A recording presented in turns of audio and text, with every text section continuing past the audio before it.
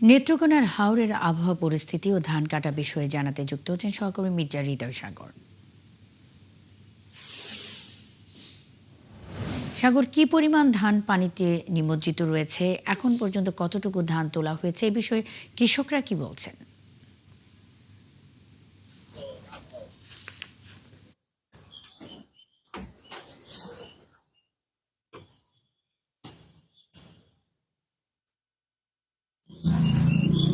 মনি, নেত্রকোনায় এই পর্যন্ত 26,000 হেক্টর হাওরের জমির ধান কাটা হয়েছে।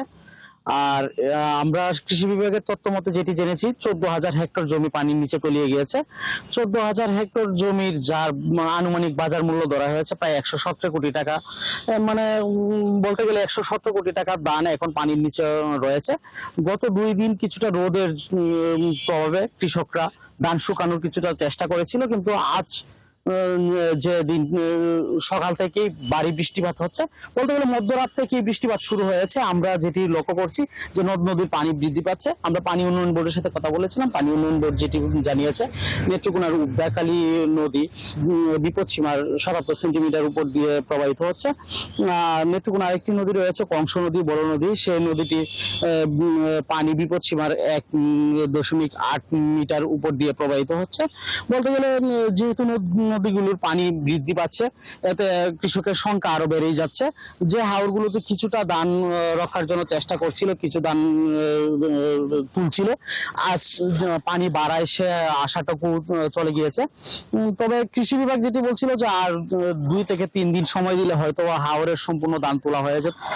আমরা গত কয়েকদিন হাওরে ঘুরে যেটি লক্ষ্য করেছি যে হাওরের প্রায় এমন কিছু জমি আছে যেগুলো থেকে এক মুঠো ধান কৃষকরা গড়ে তুলতে পারেনি। কৃষকরা যেটি দাবি করছে যে অপরিকল্পিত বাঁধ নির্মাণের কারণে মূলত এই জলাবদ্ধতার সৃষ্টি হয়েছে, জলাবদ্ধতার কারণে ধান কাটতে পারেনি। আরেকটি বিষয়ে অভিযোগ রয়েছে যে জ্বালানি সংকটের কারণে ঠিক মতো হারভেস্টার পায়নি, হারভেস্টারের কারণে ধান কাটতে পারেনি, যার কারণে কয়েকদিন পিছিয়ে গেছে। যদি সঠিক মতো হারভেস্টার পেত তাহলে হয়তো হাওরের ধান আরো আগেই কর্তন হয়ে যেত। তবে নদ নদীর পানি যেভাবে বাড়ছে, একটি শঙ্কার বিষয় তৈরি হয়েছে বন্যা নিয়ে। নদ নদীর পানি এভাবে বৃদ্ধি পেলে হয়তো বা আর 2-1 দিনের ভিতরে লোকালয়ে প্রাণী প্রবেশ করবে। মুন্নি, এই ছিল নেত্রকোনা থেকে মির্জা হৃদয় সাগর, খবর রাখতে থাকুন, আমাদের সঙ্গেই থাকবেন। দর্শক, নেত্রকোনার হাওরের আবহাওয়া পরিস্থিতি ও ধান কাটার বিষয়ে কথা বলতে মির্জা হৃদয় সাগর নেত্রকোনা থেকে যুক্ত ছিলেন।